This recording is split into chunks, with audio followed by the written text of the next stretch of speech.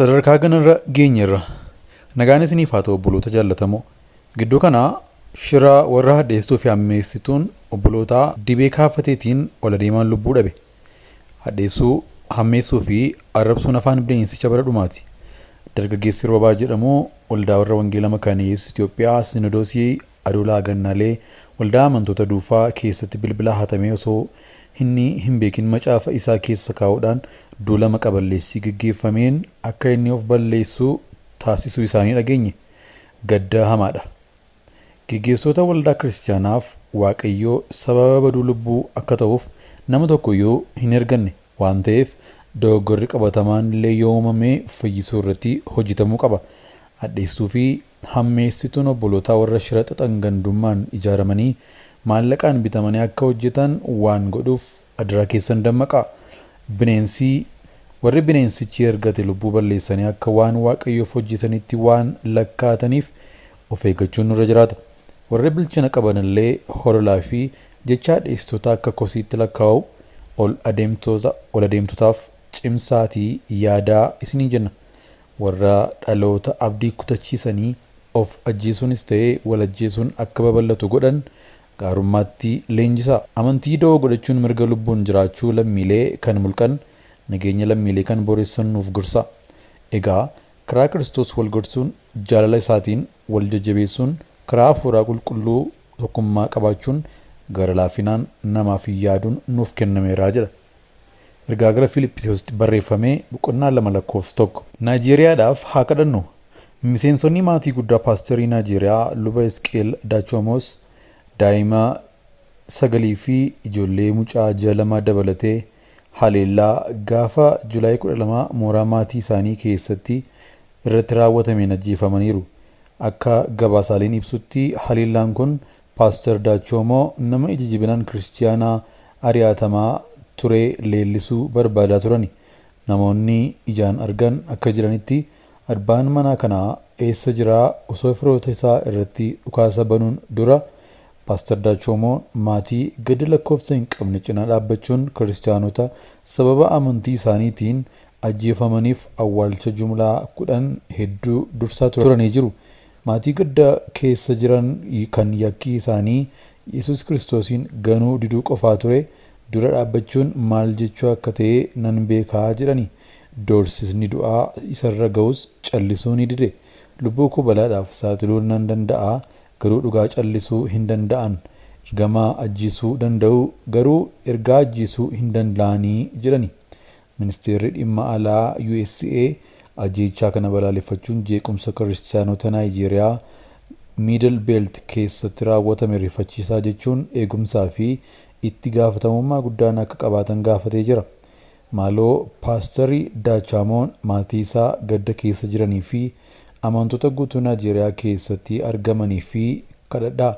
Waaqayyo warra garaan isaanii cabee akka jajjabeessu saba isaa akka eegu warra isa gaafatamummaan fudhataniif haqa akka argamsiisuuf kadhadhaa.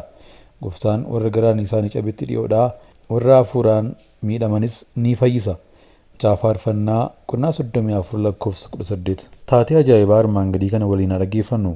Qullaa ishee suuraa kaasee ittiin doorsisaa ture. Hannaa Wabarsuu jedhamti. Finfinneetti dhalattee guddatte. Abbaa fi haati ishee barsiisota turani. Hannaan kutaa 10 akka xumurteen kolleejjii qonnaa Gawaanee kan Affaar jiru seenuudhaan saayinsii fayyaa beelladaa qayyabatte. Kolleejjii waggaa 2 barattee hojii shaakala hojiif waggaa 3ffaatti hoolata deemte. Achittis jaalallee qabatte. Akka abbaa manaa fi haadha manaatti wal ilaalaa akka turan dubbatte. Garuu itti ufuu hin dandeenye adda ba'ani. Shaakala xumurtee kolleejjiitti deebitee diippiloomaa eebbifamtee Binishaangul Gumuuztiin ramadamte. Waggaa tokkoof hojii hojjettee maatii ilaaluuf gara Finfinnee gaafa dhuftu abbaa ishee irra balaan tasaa gahee mana yaalaa seenani. Achumaanis boqotan. Yeroo kana Hannaan deebitee gara hojii deemuu akka hin qabne murteessitee asuma Finfinneetti hafte. Akaawuntii fi faayinaansii barachuu jalqabde. Utuu kanaan jirtu keessummeessituu taatee Sharaatanitti miindeeffamte. Guyyaanii hojjettii halkanii baratti jechuudha. Yeroo kana maallaqa guddaa argachuu jalqabde. Sharaataniin namootni fayyadamuuf dhufan namoota qabeenya qaban waan ta'aniif tiippii baay'ee argatti turte. tiippii baay'ee argachuu irraa kan ka'e miindaa ishee gala galteeyyuu akka laallee dubbattee turte.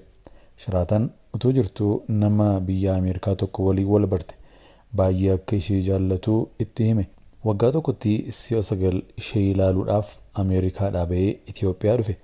Kennaa abaaboo fi kaardii dabalatee warqee utuma naaf kennuu manni koo mana warqee itti nagadan fakkaatee ture jechuun dubbatti. Namni kun umuriidhaan dachaa tokko isheetti naanna'a. Kanaaf immoo maatiin ishee akka itti walii galuu didan. Isheen garuu yaa kottee na baasii jettee isa duugaa gara Ameerikaatti lafa qabatte. Yeroo mucaa turtee ulaagaa tokko malee daftee Oromoo yaadaa akka turtee keessa deddeebitee dubbatti. Kanaaf nama kanatti Oromoon waan guddaa isheef ture. Otoo maatiin ishee ittiin mormanii diddee isa duukaa deemte. Ameerikaa gaafa geessu garuu dubbiin akka isheen yaaddee dugdaan daanqoo hin taaneefi rakkina hamaa keessatti lafa dhooftee of agarte. Guyyaa jalqabaa Ameerikaa mana isaa geessee qabduu harmaatii fi buutaantaa dubartii mana isaa keessatti agarte.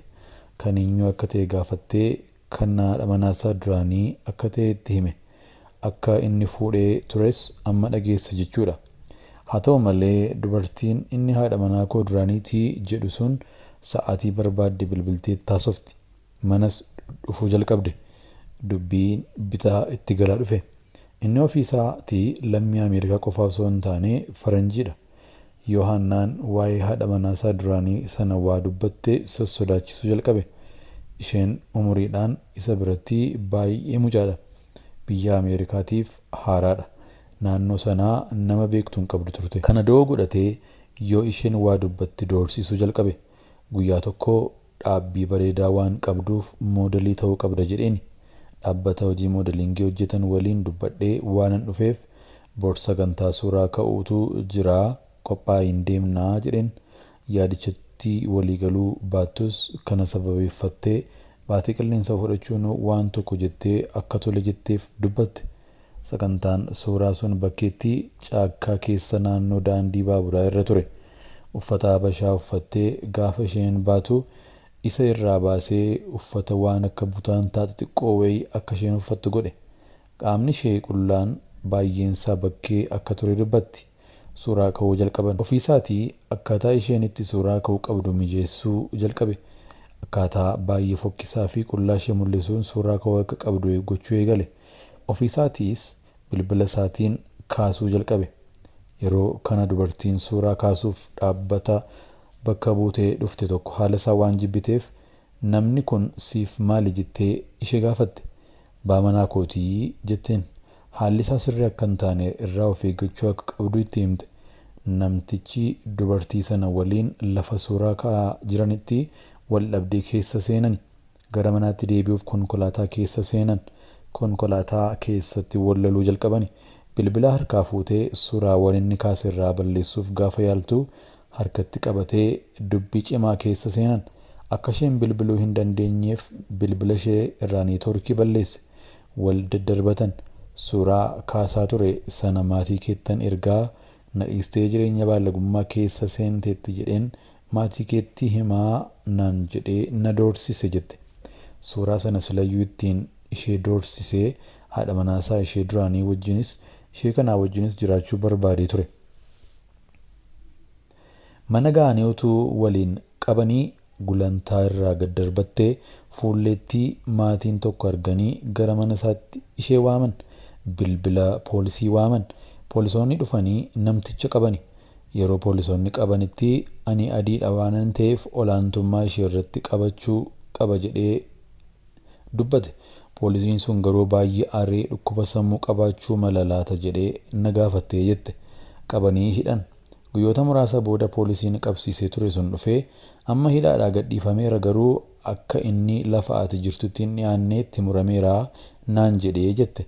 Akka of eeggachuu qabduu itti hime. Ganama baatee qilleensa fudhattee gara manaatti gaafa deebitu suuraan inni haadha manaasaa duraanii wajjin ka'ee mana keessa lafarra hafamee agarte.